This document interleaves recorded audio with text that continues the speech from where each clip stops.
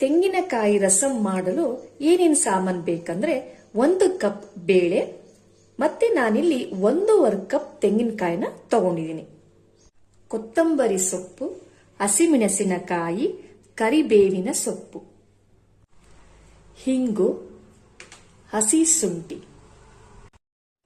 First 1 cup ಬೇಳೆ ತಗೊಂಡಿದ್ದೀನಲ್ಲ, ಇದನ್ನ ಚೆನ್ನಾಗಿ ಒಂದು 3 ಸಲ ತೊಳೆದು ಆಮೇಲೆ ಒಂದು 3 ವಿಜಿಲ್ ನಾನು ಇದನ್ನ ಕೂಗಿಸ್ಕೊತೀನಿ. ಚೆನ್ನಾಗಿ ವಾಶ್ ಆಗ್ಬೇಕಿದು ಬೇಳೆ ಮಾತ್ರ.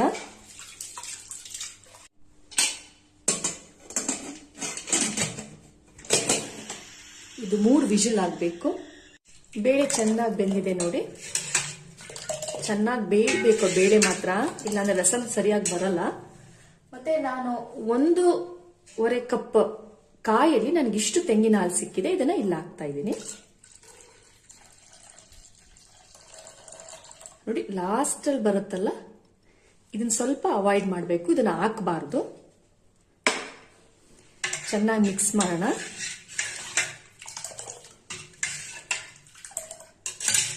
ಆಮೇಲೆ ನಾನು ತಗೊಂಡಂತಹ ಹಸಿ ಮೆಣಸಿನಕಾಯಿನ ಇಲ್ಲಿಗೆ ಹಾಕ್ತಾ ಇದ್ದೀನಿ. ಈಗ ಇದು ಒಂದು ಕುದ್ದು ಬರಬೇಕು. ಅದಾದ್ಮೇಲೆ ನಾವು ಇದಕ್ಕೆ ಒಗ್ಗರಣೆ ಕೊಡಬೇಕಾಗುತ್ತೆ. ಸ್ವಲ್ಪ ಅರಿಶಿನ,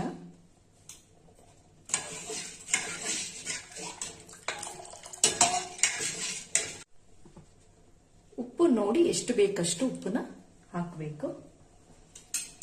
ಇದು ಒಂದು ಕುದ್ದು ಬಂದ ನಂತರ ಇದಕ್ಕೆ ನಾನು ಒಗ್ಗರಣೆನ ಹಾಕ್ತೀನಿ.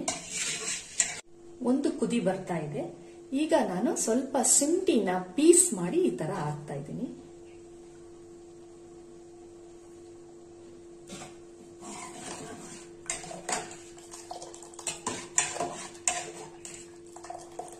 ಆಗಿದೆ, ಇದಕ್ಕೆ ಒಗ್ಗರಣೆ ಕೊಡೋಣ. ಎಣ್ಣೆ ಕಾದಿದೆ. ಇಲ್ಲಿ ನಾನು ಸಾಸಿವೆ, ಕರ್ಬೇವಿನ ಸೊಪ್ಪು, ಜೀರಿಗೆ, ಹಿಂಗು ಮತ್ತೆ ಸ್ವಲ್ಪ ಒಣಮೆಣಸಿನಕಾಯಿ ಇಷ್ಟು ಹಾಕಿದ್ದೀನಿ ಇಲ್ಲಿ. ಅದನ್ನ ನಾನೀಗ ಒಗ್ಗರಣೆಗೆ ಹಾಕ್ತಾ ಇದ್ದೀನಿ.